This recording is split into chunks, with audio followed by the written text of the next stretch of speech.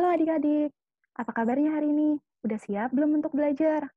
Jadi hari ini kita akan belajar materi baru, yaitu mengenal bagian tubuh hewan dan tumbuhan beserta fungsinya. Jadi, apa aja sih yang akan kita pelajari hari ini? Jadi, pertama kita akan belajar mengenai kelompok-kelompok hewan. Kemudian, kita juga akan belajar bagian tubuh hewan dan fungsinya. Kemudian, kita akan belajar bagian tubuh ciri khas dari beberapa hewan. Dan yang terakhir, kita akan belajar bagian tubuh tumbuhan dan fungsinya.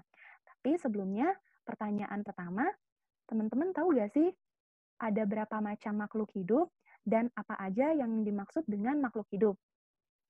Jadi, makhluk hidup definisinya adalah makhluk yang hidup, yang dapat berkembang biak. Makhluk hidup dibagi menjadi tiga, yaitu kita salah satunya, yaitu manusia, kemudian kelompok hewan, dan yang terakhir adalah kelompok tumbuhan. Nah, sekarang kita masuk ke makhluk hidup kelompok hewan. Jadi, kelompok-kelompok karena hewan sangat banyak di dunia ini, sehingga dilakukan pengelompokan agar hewan-hewan ini lebih mudah dikenali. Nah, jadi apa-apa aja sih kelompok hewan? Pertama adalah kelompok hewan serangga. Seperti ini contoh gambarnya. Kemudian yang kedua adalah kelompok ikan-ikanan. Yang ketiga adalah kelompok ular. Yang keempat adalah kelompok mamalia. Dan yang terakhir adalah kelompok burung. Jadi, pertama, bagian tubuh bangsa serangga.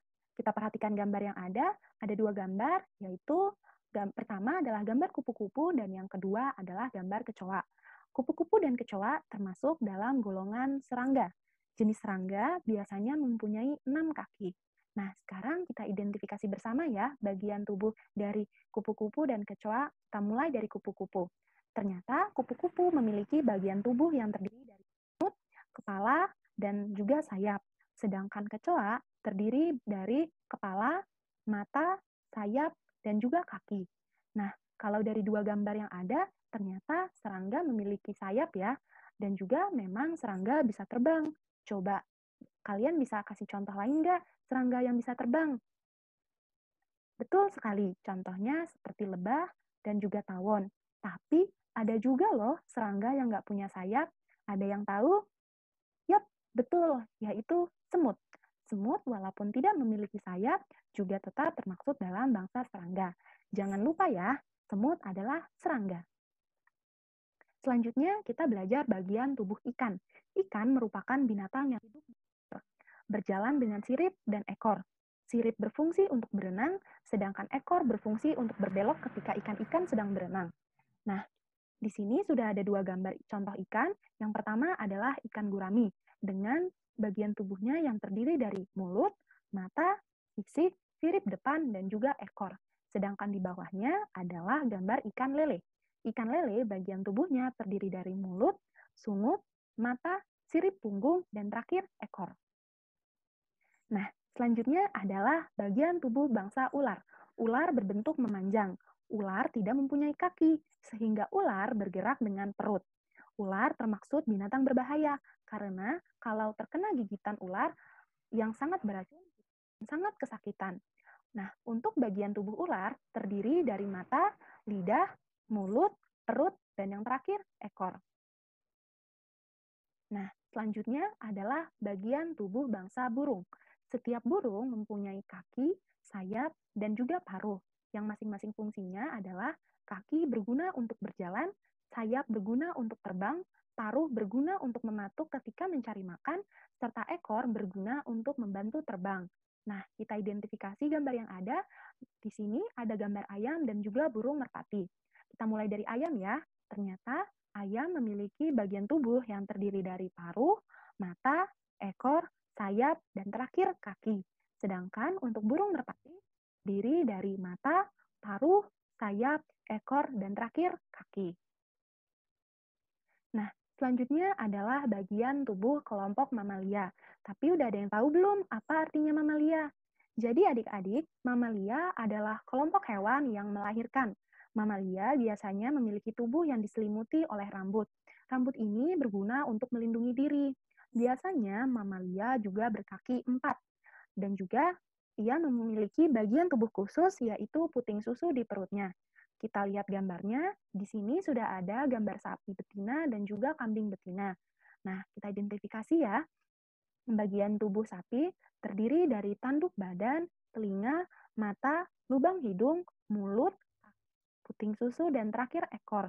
Sedangkan tidak jauh berbeda dengan sapi betina, kambing betina juga memiliki tanduk, mata, hidung, mulut, puting susu, dan terakhir ekor. Nah, ternyata tidak cuma manusia loh yang punya keunikan pada dirinya sendiri, ternyata beberapa hewan juga mempunyai bagian tubuh yang unik. Salah satu contohnya adalah hewan yang ada pada gambar di samping. Ada yang sudah tahu belum? Ini gambar apa? Yap, ini adalah hewan unta. Ia memiliki ciri-ciri yang sama dengan hewan mamalia lainnya, seperti rambut, berkaki empat, dan memiliki daun telinga. Tetapi ada yang spesial dari unta, yaitu unta memiliki punuk. Punuk unta adalah bagian tubuh menonjol pada bagian punggungnya yang berfungsi sebagai tempat penyimpanan air. Sebagaimana yang kita lihat di gambar, bahwa habitat unta adalah di padang gurun yang jarang sekali terdapat air, sehingga unta harus menyimpan air agar ia bisa bertahan hidup di tempat yang sangat panas dan juga jarang air. Ketumbuhan, kelompok ketiga dari makhluk hidup. Tumbuh-tumbuhan juga termaksud makhluk hidup. Tumbuh-tumbuhan juga memerlukan makanan. Biasanya tumbuhan terdiri dari akar, batang, dan daun. Tumbuh-tumbuhan di sekitar kita sangat berbeda-beda dan beragam. Ada yang dapat tumbuh besar, ada yang tidak dapat tumbuh besar, ada yang dapat berbuah, dan ada pula yang tidak dapat berbuah. Kita lihat contoh di samping, yaitu tanaman bunga sepatu.